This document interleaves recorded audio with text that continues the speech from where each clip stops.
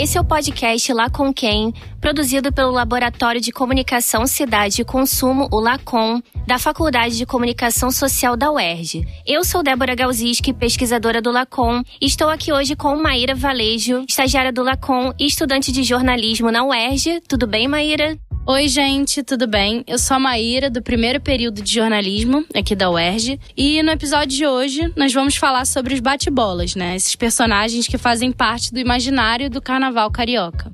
E para conversar com a gente sobre esse tema, nós convidamos o jornalista e doutor em comunicação pela UERJ, Gustavo Lacerda. Tudo bem, Gustavo? Oi, Débora e Maíra, obrigado demais pelo convite. É um prazer estar de volta aqui no Lá Com Quem e é sempre uma honra estar colaborando com o LACOM, esse laboratório que eu tenho tanto carinho.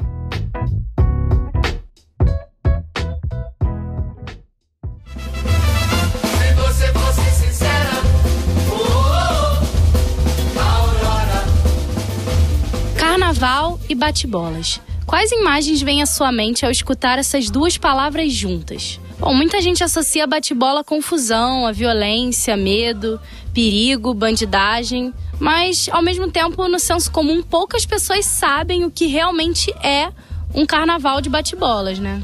Maíra, o bate-bola pode ser descrito como uma fantasia usada no carnaval, em que o folião fica coberto por um macacão comprido e colorido, repleto de plumas e purpurinas. Essa roupa cobre quase o corpo todo, deixando o pescoço e a cabeça de fora. Para cobrir essas partes, a fantasia é acompanhada por uma máscara decorada com muitos detalhes. Nas mãos são utilizadas luvas. O grupo de foliões, que geralmente tem bastante gente, leva consigo uma bola ou uma sombrinha e pode, algumas vezes, incorporar na brincadeira o ato de bater com a bola no chão. Os bate-bolas, eles são chamados também de cloves, uma evolução da palavra inglesa clown, que significa palhaço. A fantasia, ela possui mais de 80 anos de tradição e, desde 2012, é considerada patrimônio cultural carioca. Esses personagens fazem parte do imaginário carioca, especialmente os moradores das zonas norte e oeste. Ainda assim, a imagem que se faz, dos bate-bolas é marcada pela estigmatização da mídia, do Estado ou da própria população. Alguns pesquisadores, eles apontam a influência da folia de reis e dos bailes de máscaras franceses na origem da fantasia. Tem também a teoria, que escravos libertos vestiam bate-bola para brincar o carnaval livremente, ou seja, fugindo da forte perseguição policial. Então, independentemente da origem, a identidade e a história desses grupos é pouco difundida, ainda que a maioria das pessoas já tenha uma impressão formada.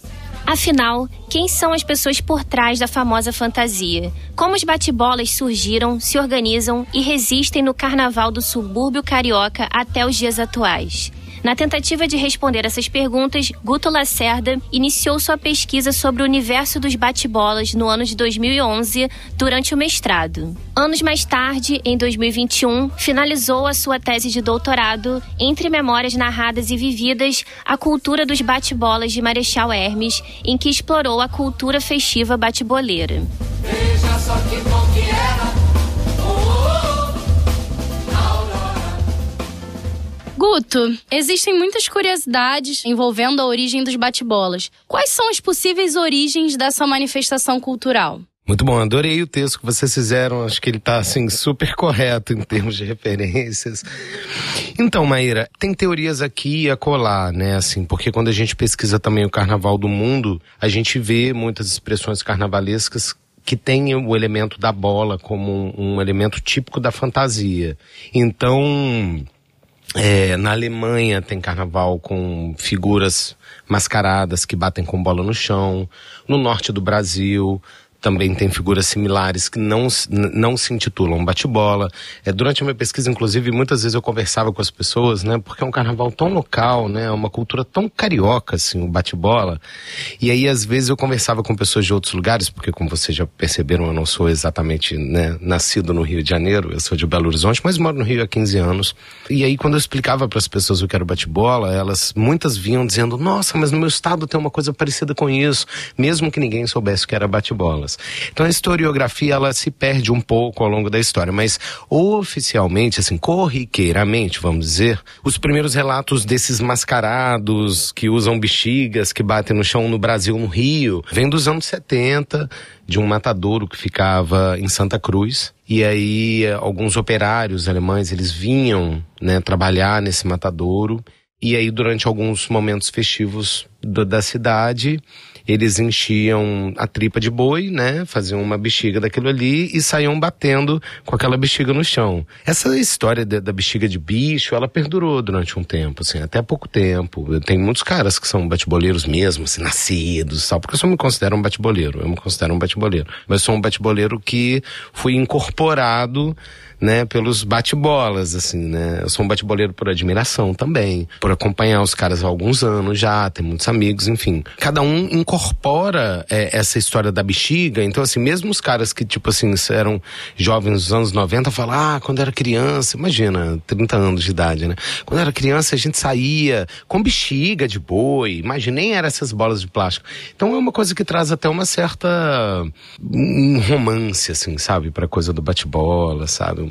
Uma coisa até mais primitiva e mais original, mais pura, quando na verdade é muito difícil resgatar. É uma certa disputa por autenticidade também, né? Bem entre legal os mais isso. jovens e os mais velhos, que estão no movimento dos bate-bolas, né? Exato, Débora, e tem umas mudanças de geração e tem atores sociais que contribuíram muito para essas mudanças, assim. E no caso de Marechal Hermes, você tem personagens que, donos de loja, a dona Regina, que tá ali há muito tempo vendendo fantasia de bate-bola, e ela é tida também como uma pessoa que fomentou um tipo de carnaval de bate-bola lá em Marechal, e por isso Marechal tem uma linha de bate-bola diferente da Zona Oeste, enfim. Então eles reivindicam, né, a história pra si, cada território, né, cada grupo reivindica uma história mais autêntica que a do outro, assim. É bem legal, essa batalha é bem legal, né.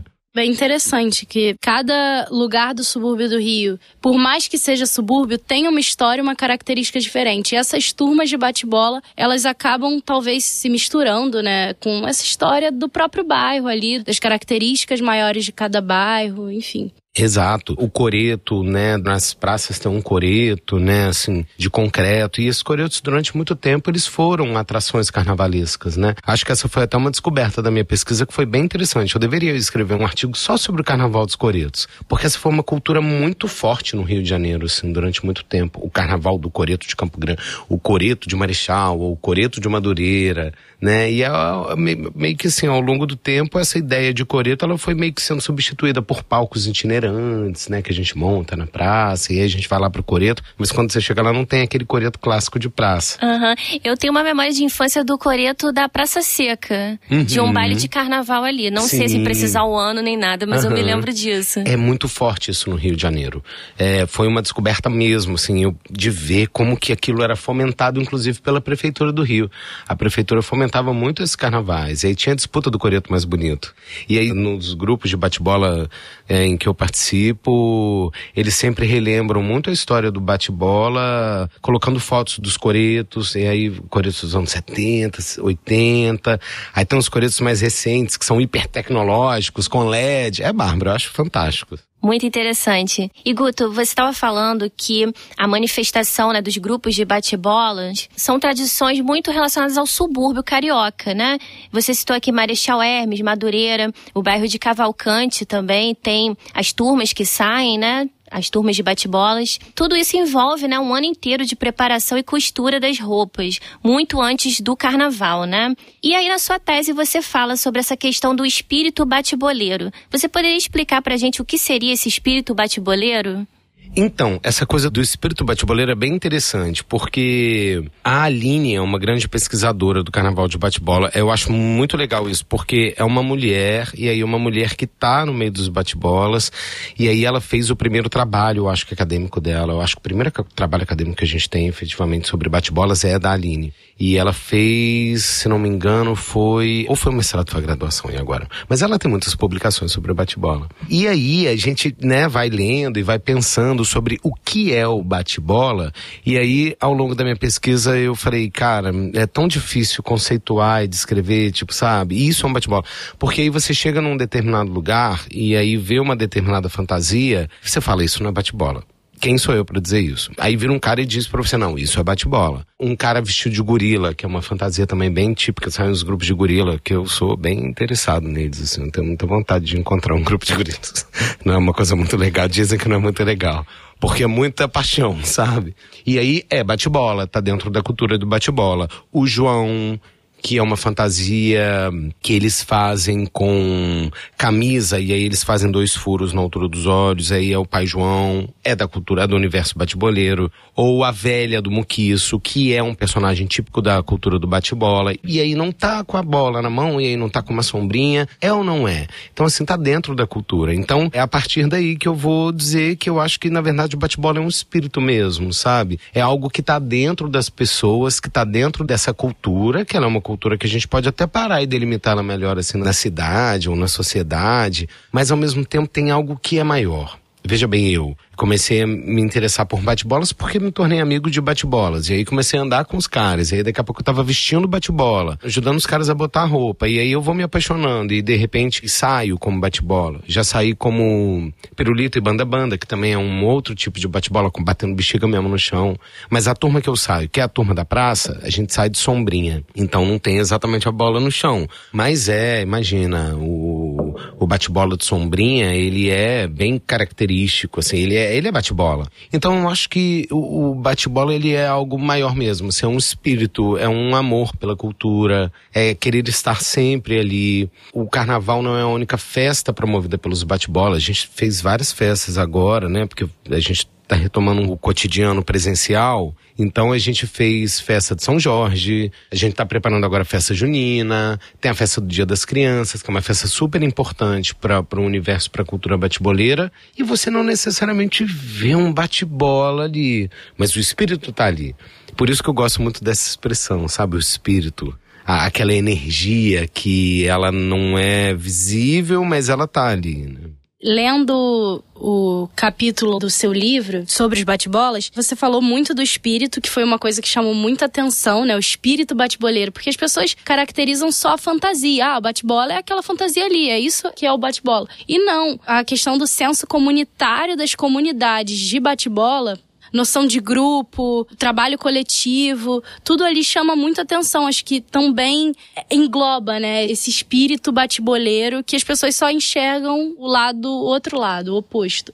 Nossa, isso é muito importante, Maíra. Essa colocação é perfeita. Esse espírito, ele une as pessoas em torno dessa paixão, né? E aí, imagina, eu sou um cara completamente de fora e tal, e aí sou acolhido, e aí entro na casa das pessoas, me tornei amigo delas, por uma paixão que nós temos em comum, né? Que é esse carnaval especificamente, o carnaval do subúrbio. Eu amo o carnaval do subúrbio, e meus amigos ficam chocados quando a gente tá no meio de um bloco do centro da cidade. E aí eu falo, não, eu tô indo pra Marechal. Eu disse, como assim, cara, vai pra Marechal? É a pesquisa dele. Eu falo, não, eu tô indo me divertir mesmo. Eu gosto. Esse ano teve 2 carnavais, e aí o primeiro, os 2 eu fui pra lá, mas o primeiro eu fui, mas não tava tendo muita coisa, assim, pro lado de cá. Mas pra lá, em Marechal, mesmo ali nas redondezas, tinham várias saídas de turmas, e eu fui, me diverti, me acabo, eu adoro. E tô ali com os meus amigos, e que no fim das contas se tornaram meus amigos. Essa coisa assim, e aí um se torna padrinho do filho do outro, e aí eles vão criando esses laços, essa rede mesmo, esse grande grupo assim mesmo, né? É um senso comunitário, eu acho que é bem interessante. E aí tem as meninas bate-boleiras agora que são bem interessantes também, né? Sim, é sobre isso que eu ia te perguntar agora. Eu sei que existem mulheres bate-bolas, mas quase não se fala sobre isso. E existem diferenças entre as turmas de mulheres bate-bolas e homem bate-bolas? E tem turmas mistas? Isso existe? Tem turmas mistas, tem turmas LGBTQIA+, que eu tô sabendo. Eu nunca vi uma turma assim, mas tem a turma só de meninas. A minha turma é mista. Tem mulheres também. A Mariana. Mariana, beijo para você, que saudade. A Mari é filha do padeiro, do Adriano Padeiro.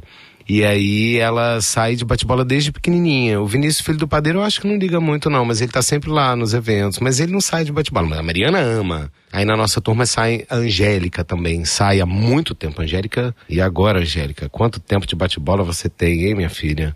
Talvez mais de 10 anos. Eu acho que ela sai na praça há uns 13 anos, é tipo assim. E aí tem uns grupos exclusivos de mulheres. E aí eu fico acompanhando no Twitter, que eu sou Twitter, eu amo Twitter. E aí muitos grupos de bate-bola estão lá no Twitter. E as meninas estão lá em peso, chamando outras mulheres, fazendo assim, convocação geral. Mulheres, tipo assim, aí mulherada, sem medo, se você tem vontade, é só chegar. Isso é fantástico, porque todo mundo é acolhido de fora. Sabe? Porque, cara, se você quer sair de bate-bola é porque você tem, no mínimo, curiosidade, né?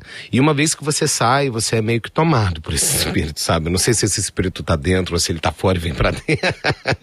Ele tá aí. Isso é bem interessante, assim, essa identificação que rola pra além da fantasia. Você falando e narrando, enfim, é realmente um senso comunitário, uma rede de amizade que você conhece e vai além, né? Aí você falou sobre essa identificação dos grupos, e é um carnaval de rua que ele é tradicional, mas é um carnaval que não tá na grande mídia. Você falou que estava num bloco no centro e vai pra Marechal, porque é um carnaval que, ao contrário do carnaval de rua, ele é marginalizado, né? Ele é diferente do carnaval mostrado nos holofotes da TV, né, na Sapucaí, concentrado ali na Zona Sul. O carnaval do subúrbio carioca, ele já é marginalizado por si só, e ele é descrito como violento, perigoso. Tem um olhar muito pejorativo, né? Talvez por influência da grande mídia, influência da representação que essa mídia faz das turmas que saem lá de bate-bolas, ou até do próprio bloco de carnaval que tem lá. E eu queria saber por que você acha que isso acontece, por que acontece essa depreciação da cultura bate-boleira pela imprensa e como os bate-bolas percebem a representação midiática da sua cultura nos meios massivos. Primeiro, assim, acho que a resposta mais clara pra mim é: todos eles sabem que a cultura é estigmatizada pela grande mídia, assim, né? Pelos veículos convencionais, vamos colocar assim. Isso é fato. Por que isso acontece? É uma pergunta de 1 milhão.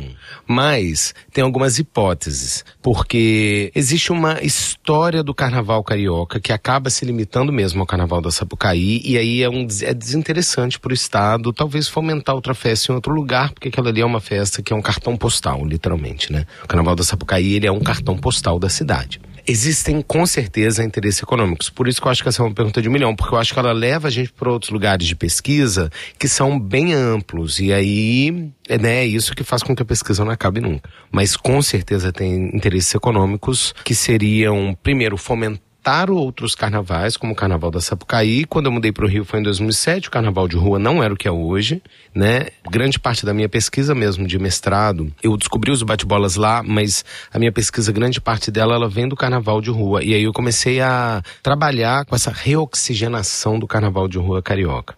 E aí ele começa a ser fomentado, empresas começam a se interessar por ele, porque ele atrai milhões de pessoas pela cidade, ocupa grande parte do centro da cidade e da Zona Sul também, embora muitos blocos nunca tenham acabado ali, né? A Banda de Ipanema, acho que nunca deixou de desfilar, o Cordão do Bola Preta também nunca deixou de desfilar, eu acho que pelo centro nunca deixou. Só agora com a pandemia só, né? Mas antes nunca tinha ocorrido isso. E aí a iniciativa privada, ela olha para esses lugares, né? E aí ela vislumbra uma contrapartida econômica ali naquele carnaval, né? E aí a gente vai para essa região da cidade, o subúrbio, né? Que pode ser visto, porque tem isso, a estigmatização do que é o próprio subúrbio. Porque durante muito tempo a gente acreditou que fossem zonas de pobreza, zonas de miséria, com uma infraestrutura precária. E não é uma verdade, essa não é verdade. Marechal Hermes mesmo é um bairro que existe e ele se autossustentaria tranquilamente. Tem redes de comerciantes locais, você tem grandes empresas que também operam ali, né? Você não precisa fazer nada aqui no centro, você consegue resolver tudo lá. Tem cartório, tem tudo, tem os ótimos hospitais. Mas aí vem essa coisa que também é o desconhecido, que é a imprensa também muito olhar para o bate-bola como o bate-bola tá lá, né? Vem pra cá, aí vem um bate-bola pra cá. E eles circulam muito pela cidade. Eles adoram o carnaval do centro da cidade. Eles adoram a Cinelândia, né? Muitos, a gente sempre pensa em alugar um ônibus e vir pro centro, porque sabe que o centro sempre bombou mesmo. Grande parte disso por causa do Bola Preta, né? Então muitos, quer ir no desfile do Bola Preta. Então eles vêm, e aí muitas vezes fica essa imagem limitada mesmo, né? Do que são os caras. E cara, é óbvio que a gente corre atrás das pessoas pra brincar, sabe? Pra meter medo mesmo, a gente gosta disso. É parte da brincadeira, sabe? Mas ao mesmo tempo, fomenta-se um outro imaginário que é muito contraditório, né? Porque óbvio que você vai ter violência quando a gente pensa as torcidas organizadas, por exemplo. A gente não problematiza muito a violência delas, porque a gente consegue entender que quando eles são intensos demais, é porque tem muita paixão envolvida, ou porque dois grupos rivais se encontram. E aí, gente, vai ter porrada mesmo, sabe? O bate-bola é a mesma coisa, mas mistura essa coisa com fazer medo e ao mesmo tempo com uma distância do olhar midiático, que aí fica o dito pelo dito, e aí, ocasionalmente nessas brigas, como tem de torcida organizada, às vezes um fere o outro, ou mata o outro, né? Esse já é um outro fenômeno também que é bem mais complexo, que é a questão da violência na urbe, né? Ou a concentração de pessoas nas grandes metrópoles. Tem a questão da psicologia das massas, do eu das massas. São muitas questões pra gente tentar entender isso. Mas fato é que grande parte do jornalismo se alimenta dessas notícias, né? Mais espetaculares, da questão da morte, do sangue. E no meu primeiro capítulo da tese é justamente sobre isso. É porque eu ainda não publiquei, por isso que eu não chamo de livro, mas é uma tese. Ah, tá. Mas você tem que publicar, Guto. É verdade, eu fiquei Muito até bom, agora citado no seu livro. Eu li rápido, assim, caraca, porque eu sou jovem, eu moro aqui no Maracanã, que não tem essa tradição de bate-bola, quase não tem nenhuma tradição muito de carnaval, né? Um bloco ali bem de bairro. Mas assim, mesmo saindo pro carnaval de Rua do Rio, eu não tive contato com bate-bola. O contato que a gente tem é o que falam, né? E acaba que essa ideia promovida pela mídia, ela gera, no senso comum, uma descaracterização da festa deles. Ninguém tem a noção do quanto esses bate-bolas têm um espírito mesmo bate-boleiro e toda essa questão que você falou. Acaba, assim, eu percebo um preconceito, né, com a cultura e com quem faz a cultura também. Então, assim, é realmente bem complicado, porque tem a questão da torcida organizada, você falou. Mas, por exemplo, as torcidas organizadas brigam, mas você não caracteriza como se futebol, a torcida toda fosse violenta. Tem que acabar com a torcida organizada. Tem que acabar totalmente. Ou projetos de lei, tipo assim, tá proibido ter torcida organizada no Maracanã. Ninguém usaria. Mas fizeram isso com os bate-bolas. Já tentaram proibir máscara, já tentaram proibir fantasia. Aí nada deu certo. Aí tentaram proibir de novo máscara. Aí depois proibiram máscara, pinturas. Eu fiz um levantamento dessas leis também. Logo no segundo capítulo eu entro um pouco na participação do Estado, né, de como fica essa... E aí, como fica isso? Porque você, ao mesmo tempo, também não tem fomento da cultura, porque os caras tiram tudo do bolso deles, tudo do nosso bolso. A gente que tira dinheiro e banca fantasia, a gente que organiza a saída, a gente que banca fogos, sabe? Não tem nada, a prefeitura não dá nada. Agora sim, agora a gente está recebendo alguns fomentos, né? Agora tem uma prefeitura que, né, do Eduardo Paes, que é um cara que gosta de carnaval, e aí ele viu também nisso um movimento interessante para ele, né, de também apoiar aí esses grupos, que eu acho que é muito válido, sabe, porque a gente também tira o proveito nosso também desse dinheiro que é da cultura para fomentar o carnaval, e o carnaval do bate-bola é parte do carnaval carioca, então que venha para nós também esse fomento. Nós também queremos fazer filmes, nós queremos fazer podcasts, o Bruno Magia, que eu tive a honra de conhecer pessoalmente. Ele é o maior produtor de vídeos sobre bate-bola. Se você entra no YouTube, o cara tem mais de 16 milhões de acessos. 16 milhões de acessos. Só conteúdo sobre bate-bola. Não tem mais nada, não tem outro carnaval ali, é só bate-bola. Então, tipo, sabe, você tem interesse. Há interesse público. E ali ele mostra todo esse processo. Ali, eu acho que de tanta consciência que eles têm sobre como impera esse imaginário pejorativo sobre a cultura, ali ele consegue mostrar as outras possibilidades de leitura. Porque ele mostra como os caras fazem as casacas, como se costura fantasia, as saídas de várias turmas. Ele visita várias turmas, e dentro dos bate-bolas também tem esse movimento, né, de turmas que saem na paz, sabe, que estão ali para brincar, que estão ali de bobeira, a gente quer brincar, porque nossos filhos também saem, sabe, tem crianças na nossa turma também, não sei quantas crianças tem hoje, acho que umas 7, 8, tem mais adulto que criança, é engraçado isso, né, mas tem turmas só de bate-bolinhas, só turmas mirins, a maior parte da cultura bate-boleira quer ir e voltar para casa de boa, sabe, a maior parte, né, enfim. Mas é isso, né? Tem esses interesses, assim, esses interesses por trás que fazem com que determinadas manifestações sejam privilegiadas, tanto econômica quanto simbolicamente, que outras não. E aí por quê? E aí tem muitas questões por isso, porque a cultura bate-boleira, ela também é uma cultura predominantemente masculina, E talvez em alguns momentos ela tenha sido, inclusive, predominantemente formada por homens negros. Então aí tem outro degrau pra gente subir, sabe? Sim. Guto, no seu trabalho você fala sobre esses processos de subterraneização, é difícil falar essa palavra, né? Da cultura bate-boleira. Isso passa pelas leis, né? Que você até estava falando agora. E a própria perseguição policial nas ruas, né? Você tem uma noção, assim, de quando começou essa perseguição? Você disse que atualmente isso parou um pouco, né? Justamente porque, enfim, o prefeito agora valoriza o carnaval e tudo mais. E ainda é um rolo, é uma loucura. Mas muitos amigos, assim, amigos mesmo, falam, eu parei de sair de bate-bola nos anos 90, porque começou a ficar meio perigoso. E aí, quando você vê isso, a polícia meio que tá ali também, sabe? Tentando coibir, aí é muito difícil, é muito complicado. Mas eu acho que talvez os anos 90 tenha sido bem uma década meio vácuo, assim, tipo, muitas coisas aconteceram, tem que voltar e ler essa década melhor. Eu sempre acho, em todos os aspectos, sabe? Eu quero muito voltar a ler a década de 90, assim, a partir do Carnaval dos Bate-Bolas, porque algumas coisas aconteceram ali que mudaram um pouco. Talvez o fenômeno da violência tenha se intensificado, e talvez por conta da própria questão da mídia, né, que começa a se tentacularizar, assim. E aí é nesse período que eu acredito muito nesse processo de subterraneização, né? Que é um conceito do Pollack, que ele fala de memórias subterrâneas. Eu adoro isso, porque é verdade, né? Às vezes a gente tá em momentos, igual agora, por exemplo, a gente, tem falas neonazistas, gente, pelo amor de Deus, sabe? Peraí, estão desenterrando isso de onde, sabe? Quais memórias são essas, sabe? Que lugar é esse que as pessoas começam a exigir um direito de fala sobre um movimento como o nazismo, sabe? E aí, por que agora? Quando a gente olha, né, a nossa configuração política federal e vai descendo as escalas, a gente vê que você tem movimentos de quase autorização para falas nazistas. Sim, e você estava falando da década de 90, eu me lembro muito da criminalização do funk também, né? E parece que sempre tem uma perseguição da mídia também, né? A diversas manifestações populares, especialmente quando não se entende muito bem o que está acontecendo, né? E tem uma matéria do Fantástico da década de 90, falando sobre os bailes funk, e esse é muito preconceituoso, é assustador, assim, o tom que dão, né?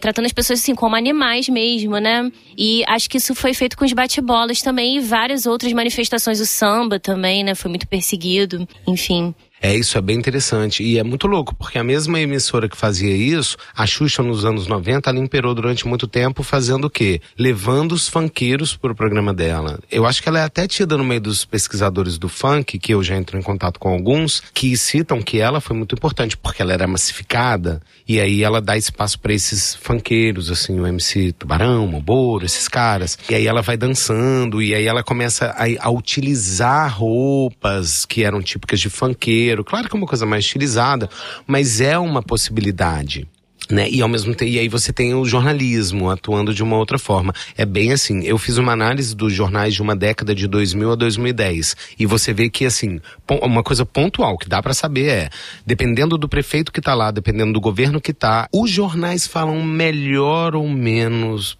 melhor do que o determinado, do que os bate-bolas especificamente, né? A Débora falou da criminalização do funk, né? E como ela viu uma reportagem que falava tão mal da cultura e um tom pejorativo, enfim. E pesquisando para o podcast, também achamos várias reportagens escritas em vídeo, falando dos bate-bolas como se fossem, assim, realmente animais. Teve até uma que comparava a saída da turma como uma manada de bois. Então, assim, você lendo, você imagina uma coisa meio sombria, violenta, enfim. E você falou da repressão, e você já passou durante as suas saídas algum momento que você viu de perto, aconteceu quando você estava saindo dessa repressão do governo, das autoridades?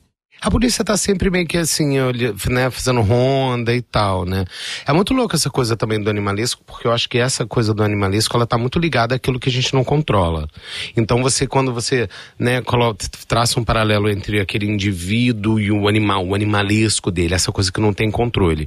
Ora bolas. Os grupos de bate-bola são grupos de pessoas extremamente organizadas, que se organizam financeiramente, se organizam em termos de produção carnavalesca, pensam as suas fantasias, elaboram cada imagem que vai ser. Tem croquis, roda croquis, é proibido mostrar croquis pros outros, porque tem um caráter competitivo, e por isso que talvez, eu acho que é a coisa da competição, que eu acho que faz com que as pessoas aproximem mais o olhar do bate-bola à violência, porque a gente tem essa coisa da competição pela violência, assim, né? E do animalesco e tal, quando na verdade não é bem assim que funciona. Não existe nenhum júri de avaliação dos bate-bolas. A competição é entre eles mesmos. Acho que por conta dessa falta de organização oficial, as pessoas fazem essa leitura. Mas nos bastidores da produção da festa, tudo é calculado milimetricamente. Todos os eventos que nós vamos, a gente manda fazer uma camisa específica para cada um. Tem gente que fica também incomodada. É porque, tipo assim, cada festa que você for fazer, a gente for comprar uma roupa, sabe? Mandar fazer uma camisa, estilizar uma caneca, aí estiliza um boné, aí tem boné, tem caneca, tem camisa, aí a gente quer camisa de frio, mas a gente também quer a bermuda. Aí quer a bermuda, aí quer uma pochete com o nome da turma, porque a gente ama a turma, né? Assim, a turma da praça é uma turma que hoje eu tenho uma relação com eles de proximidade, de afeto, que é uma coisa muito doida, assim, sabe? E eu tô filmando os caras. Então, tipo, quando a gente traz para essa não racionalização do processo, é que a gente acaba entrando num risco, assim, sabe? De pensar que a coisa é um descontrole total. Tem até a turma descontrole, mas eles são todos organizados. Até a turma descontrole é organizada. A turma descontrole é super organizada. Mas só complementando a fala, porque eu acho que eu não falei tanto da questão policial, porque assim, é importante enfatizar que a polícia não é inimiga do carnaval do bate-bola, pelo contrário. Na verdade, o cabeça da minha turma, ele é policial. Tem muitos policiais que são bate-boleiros. Se não me engano, agora, eu também não queria cometer nenhuma ingratidão, mas eu acho que a turma... Tem uma turma que é o Cobra, o Avita, acho que a turma da Avita, o cabeça dele é um policial militar, é um cara extremamente apaixonado pela cultura bate-boleira, sabe? Mas tem essa coisa que acontece com o bate-bola da polícia, que acontece com várias culturas, porque na verdade a polícia, ela vem a mando do Estado, né? Ela é um braço do Estado. E aí, cara, não interessa se é bate-bola, se a gente vai fazendo um pagode aqui na Praça Maracanã, sabe? A polícia vai chegar e vai falar, oi, e aí? Não pode, né? Tem limites e tal. E os bate-bolas são muito cobrados por isso, justamente por conta dessa não oficialização. Mas agora eles foram oficializados. As turmas foram reconhecidas agora, não me lembro a data exatamente, mas foi estamos em maio, né? Abril de 2022, a Prefeitura do Rio de Janeiro, ela reconheceu oficialmente algumas centenas de turmas de bate-bolas. A turma da praça estava lá no meio, padeiro, ficou super feliz, subiu no palco, recebeu a plaquinha, é uma honra mesmo. E acho que a partir daí a gente vai conseguir ter o Estado pensando e elaborando melhor a cultura. E aí eu acho que a tendência nesse sentido, é claro, é que as abordagens sejam muito, né, sejam mais a abordagem seja mais racionalizada. Sabe? Eu acho que é justamente esse lugar da clandestinidade que torna tudo meio que misterioso, sabe? Meio latente, uma coisa que tá, mas não tá. Existe bate-bola, mas não tá na folhinha do carnaval, não tá na revista O Globo, por exemplo. Né? Não sai na agenda. Não sai na agenda, exatamente. E talvez agora a gente esteja, talvez não, eu acho que a gente está, eu espero que esteja num momento histórico importante para a história da cultura bate-boleira, não só da cidade, como do Brasil e da América Latina, talvez. Porque a gente está tendo alguns movimentos bem importantes acontecendo entre os bate-bolas e os fomentos, então eu tenho certeza que a gente ainda vai celebrar muitos carnavais, assim, sabe? De uma forma mais tranquila, mais pacífica, talvez até mais livre e ao mesmo tempo mais organizada, sabe? Eu acho que é isso, muito interessante sua fala sobre como tem tantos obstáculos. Você acha que tem algum obstáculo para a saída das turmas de bate-bola que você não citou, além da repressão policial, além do apagamento da mídia, das autoridades em geral? E como esses bate-bolas continuam resistindo, continuam fazendo o seu carnaval? Cada turma tem uma característica diferente, enfim. Vou dar minha opinião bem pessoal, assim, como um vivente do carnaval dos bate-bolas, que eu adoraria que acontecesse. Primeiro que a resistência, ela vem do amor. Então, assim, os caras, né, a gente ama tanto e eu acho que a resistência tá aí mesmo, na paixão. em querer fazer com que a coisa aconteça todos os anos ou todos os meses em cada festa, que cada um tenha condições de tirar dinheiro do bolso para pagar sua fantasia para poder estar lá no carnaval. Então a gente está super animado com 2023, eu espero mesmo que a gente siga assim bem coberto com a vacina, sabe, que o vírus não impacte tanto na vida das pessoas, porque foi um período tão triste e agora a gente tem a possibilidade de poder circular um pouco mais, né, com cuidado e tal, né, porque a pandemia não acabou, mas assim, enfim, a gente vai ficar pensando que a vida tem que continuar e a gente quer estar no carnaval, então eu acho que a resistência tá aí também, é o amor, sabe? E o que eu acho que tem que mudar, gente, pelo amor de Deus, é o horário do trem, devia ser 24 horas que nem o metrô, porque é muito difícil ir pra Marechal e ter que ficar pagando caríssimo de madrugada pra poder voltar de lá pra casa, porque por um acaso eu moro um pouco distante do bairro onde os meus amigos moram, e aí eu geralmente vou sozinho, né, porque meus amigos cariocas poucos se interessam, mas eu gostaria também que a imprensa também fizesse o seu papel, assim, sabe? Acho que uma cobertura do carnaval dos bate-bola seria maravilhoso. Aproveitando e já divulgando Batuques e Confetes, que é um podcast que eu colaboro lá também com a Nath e a Gabi. Beijo, meninas. E aí eu sou videomaker do canal, agora a gente tá fazendo um canal de vídeo e eu acho que, bom, é porque eu vou dizer isso sobre as meninas, não sobre mim, por mim, porque eu sou um colaborador, mas elas são pioneiras na cobertura de um carnaval de rua, talvez até não oficial, e porque a gente não tem um veículo especializado em cobertura de carnaval de rua para acompanhar mesmo ao longo de todo o ano esse carnaval. Então Batuques e Confetes está lá, mega, e aí eu tô dando a minha contribuição também, levando os bate-bolas lá. Esse mês, inclusive, vai uma entrevista do Jairinho Júnior, que é um bate-boleiro maravilhoso, que sai sozinho. Ele sai sozinho de bate-bola. É maravilhoso isso. Porque a gente tá até no texto, no começo do texto, tava falando tal, que são grupos. Geralmente você pensa em bate-bola, pensa em grupo. Grupo geralmente são muitas pessoas, pelo menos, sei lá, de 15 para mais. Talvez até tem turmas que saem com 200 integrantes. Acho que o Cobra sai com 200 integrantes. 100, 200, é muita gente. Mas o Jairinho não, o Jairinho é um cara que é apaixonado por bate-bola, ele faz máscara de bate-bola, me recebeu na casa dele há 2 meses, a gente teve um bate-papo muito legal, né, Jairinho? Ele deve ter olhado pra minha cara e falou isso, mas eu sou muito interessado na cultura de bate-boleiro, então comecei a conversar com ele, ele viu que pelo menos eu sou um pouco esforçado, e aí ele sai sozinho, e tem uma coleção de mais de 200 máscaras de bate-bola, realiza um trabalho, além de maravilhoso, importantíssimo, assim. E aí, mês que vem, vai entrar um episódio dos bate-bola, sabe? Eu acho que é isso que é importante. Eu acho que se a imprensa começa a mostrar esses movimentos que ocorrem na cidade mesmo, não essa cidade imaginada para o consumo, né? Para o turismo, né? Que o Rio tem isso também, né? Nada contra isso, exatamente. Mas isso também é importante, né? E acho que pensar mesmo essas estratégias de conexão com outros Rios de Janeiro. E colocar esse Rio de Janeiro também no mapa turístico da cidade, né? Porque é muito interessante. Eu acho que, inclusive, não só, né, para o turismo interno isso é interessante, mas os estrangeiros também são apaixonados por esse movimento, né? Eu vou, assim, mega, tipo assim, tomasse a responsabilidade e essa modéstia de falar que eu tenho certeza que todas as turmas que eu convivo de bate-bola, ou pelo menos as turmas de Marechal, todos eles, para eles seria uma honra poder serem visitados por pessoas de fora para admirarem suas fantasias, admirarem a cultura, lotarem as ruas. Eu tenho certeza que seria uma honra. Eu tenho certeza que não tem uma turma que seja contra essa aproximação de pessoas de fora, porque eu vejo as meninas são os maiores exemplos, as meninas estão abrindo o carnaval delas, a turma delas, para várias pessoas, né, assim, tem várias turmas, os meninos também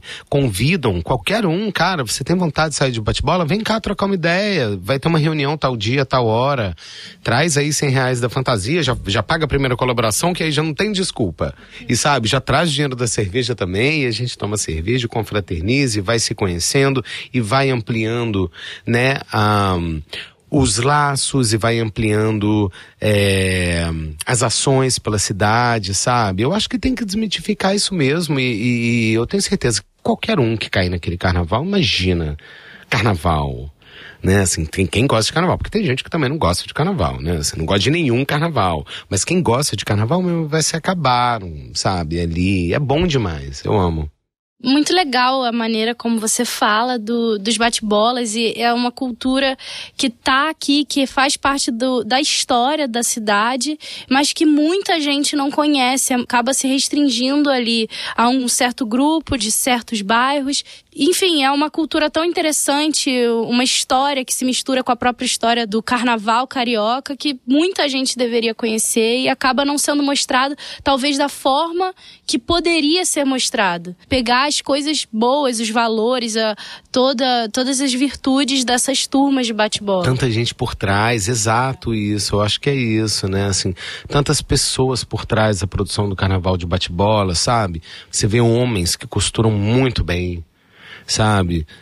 Isso é muito legal, assim, eu acho que é um lugar de... Movimenta todo um mercado também, todo né? um mercado, sabe? De vários itens, desde adereços para fantasia, até tecido, fogos de artifício, sabe? A gente viu, DJs e equipe técnica de som, é muita coisa, sabe? E o impacto na própria economia local, né? Porque os moradores, né, assim, você tem as barraquinhas que vendem comidas, vendem bebidas, comidas maravilhosas, por um acaso, bebidas geladas no verão. Então, é toda uma rede que se forma ali, é toda uma rede que se sustenta e que, cara, merece ser, sabe, assim, vista e merece ser amparada mesmo, assim, sabe, pelo Estado. A cultura como uma oferta pública, sabe? Eu acho que isso é maravilhoso. E aí as pessoas vão entender muito bem que, na verdade, o bate-bola, ele é festa o tempo todo. É festa o tempo todo. E a gente tem pessoas que têm religiões diferentes ali, sabe? E aí a gente tá lá na festa de São Jorge, e aí você tem católicos, evangélicos, candomblecistas, umbandistas, todo mundo junto, de mão dada, sabe? Fazendo a sua prece, a sua oração, sabe? Em prol da saúde de cada um dos seus familiares, sabe? Da felicidade, da prosperidade, sabe? Que coisa mais bonita que isso, né? Você olhar um pro outro e né, emanar prosperidade. Por isso é maravilhoso, gente. E ser acolhido como um filho. Eu sou tratado, a Fabiana, o Adriano, né, a Mariana, o Vini, eu sou, assim, o João, o Bruno, tem muitos nomes aqui que eu poderia citar, que se tornaram meus amigos, assim, de fé mesmo. E é uma galera que me cobra, porque eu moro longe, e aí é meio difícil ir lá e voltar todo dia, porque eles estão lá hoje no barracão, sabe? Eles estão quase todo dia lá, não só produzindo fantasia, como pensando carnaval, cara. É muito sério pra eles isso, sabe? Isso é bem tocante mesmo, assim. Nossa, sensacional. Esse tema é muito bonito, assim, é muito emocionante, né? Eu acho incrível e acho que o bate-bola é uma figura essencial pro carnaval carioca, né? É uma dessas figuras que quando eu penso em carnaval eu penso também em bate-bolas, né? Não só em escolas de samba, mas tem, né, os blocos, tem várias manifestações que acontecem simultaneamente e como você falou, né? É muito interessante quando a gente transita pela cidade durante o carnaval, existem vários carnavais, né? Vários carnavais, então, isso é maravilhoso. Né? Dentro do período do espírito carnavalesco tem vários outros espíritos aí, né, rondando assim, né, o espírito do bate-bola, da baiana, né, que a Gabi do Batuques e Confetes, ela é baiana, ela sai em várias, ela sai tipo em 13 escolas em um carnaval só. Tipo assim, incluindo Sapucaí e Intendente Magalhães, sai apaixonada, é uma apaixonada, sabe? A Natália, que ama os blocos, ela traz essa coisa dos blocos de rua, a Gabi traz o Sapucaí, uma approach mais com a Sapucaí, eu mais com esse carnaval dos bate-bolas. Eu até perdi um pouco o que eu ia falar, mas porque a gente fica perdido na paixão, né? Se você fosse sincera, Aurora. Bom, estamos chegando ao final do nosso programa. Guto, você quer fazer mais alguma divulgação ou um comentário final sobre esse tema dos bate-bolas? Batuques e Confetes no Instagram, Turma da Praça 30 anos no Instagram.